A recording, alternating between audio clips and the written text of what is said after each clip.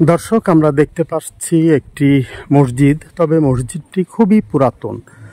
যদিও কথন রয়েছে যে এই মসজিদটি রাতের আধারে রাতারাতি তৈরি হয়েছে বা রাতের আধারে মাটি ফুঁড়ে উঠেছে, এমন নানা কথা এই মসজিদটিকে নিয়ে প্রচলন রয়েছে। তো আমরা সেই মসজিদটিকে দেখার চেষ্টা করছি। এটি ফরিদপুরের ভাঙ্গা উপজেলার মধ্যে পড়েছে। তো আমরা একটি পুরাকীর্তি যে সংরক্ষণের যে নোটিশ দেওয়া আছে, সেখানে বলা হচ্ছে কোনো ব্যক্তি ক্ষতি সাধন করলে আচ্ছা, আর 1968 সালের পুরাকীর্তি সংরক্ষণ আইনে যদি কেউ ক্ষতিগ্রস্ত করে তাহলে জেল জরিমানা হবে, সেটি বলা হচ্ছে। তো আমরা চেষ্টা করব এই মসজিদটির ইতিহাস জানবার জন্যে।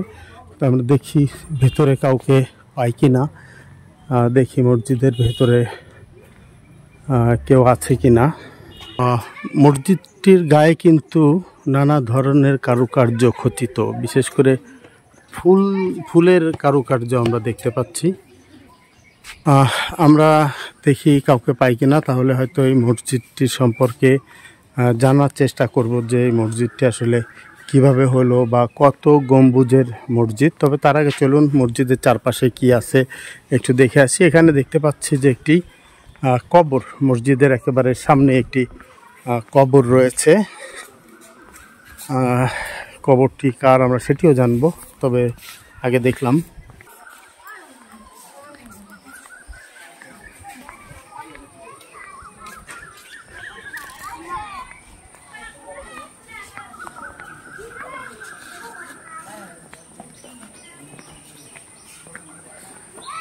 মসজিদের পাশেই একটি মাজার শরীফ আমরা দেখতে পাচ্ছি। সেখানে লেখা রয়েছে পাত্রাইল দিঘির পাড় হজরত মজলিস আব্দুল্লাহ খান আউলিয়া মাজার শরীফ ভাঙ্গা।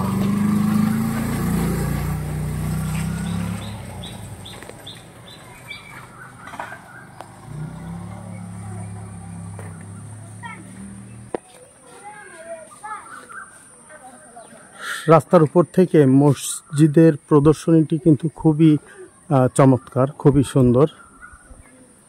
এখানে প্রতিনিয়ত বিভিন্ন জায়গা থেকে মানুষ কিন্তু আসেন এই মসজিদটি এক নজর দেখবার জন্য। মসজিদের পাশেই একটি সুন্দর অজুখানা তৈরি করা হয়েছে, সেটি আমরা দেখতে পাচ্ছি। কিভাবে হয়েছে আমরা শুনছি যে গাইবি উঠছে, বুঝছেন, কিন্তু সঠিক বলতে পারি না। মানুষের যা বলে তাই শুনি গাইবি উঠছে। মানে কিরকম শুনছেন যে এক রাত্রে তৈরি হয়েছে বা এরকম? গাইবি উঠছে। কতদিন আগে? 2000-3000। আপনারা তো এখানকার বউ না? তো বিয়ে হয়ে আসছেন, তার আগে তো শুনতেছেন, আসার পরে শুনতেছেন না? আমার বাপ দাদারাও বলতে পারবে না জানি কোন জনে মরছে। আচ্ছা, এখানে কি মানুষ আসে বিভিন্ন জায়গা থেকে? হাজার মানুষ আসে। কি করে? আসে, কে নিয়ত করে, নামাজ পড়ে, মানত দেয়। মানত যদি দোয়ার ইচ্ছা থাকে ওই দান বাক্সতে দেয়। এই যে এইখানে ওই যে মাজার, এই মাজার টাকার ব্যক্তির নাম লেখা নাই। এটা তো দিঘির পাড়, পাত্রাইল, তাই না?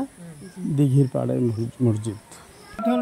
পুরানা, আমাদের বাপ দাদা কইতে পারবে না কত সালে মসজিদ হয়েছে।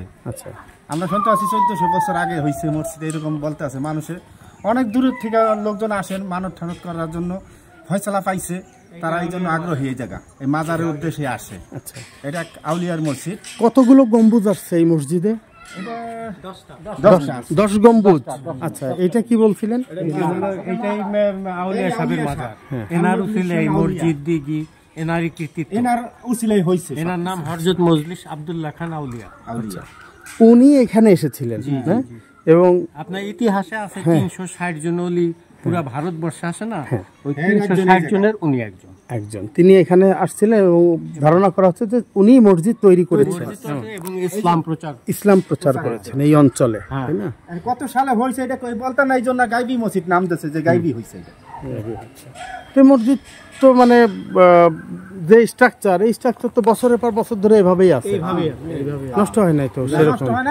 ওই পর্যায়ক্রমে কিছু হয়, সংস্কার কাজ হয় আর হয়, ওই একটু ভাঙিয়ে চুরে গেলে ওইটা মেরামত প্রত্নতত্ত্ব বিভাগের আন্ডারে দিয়ে।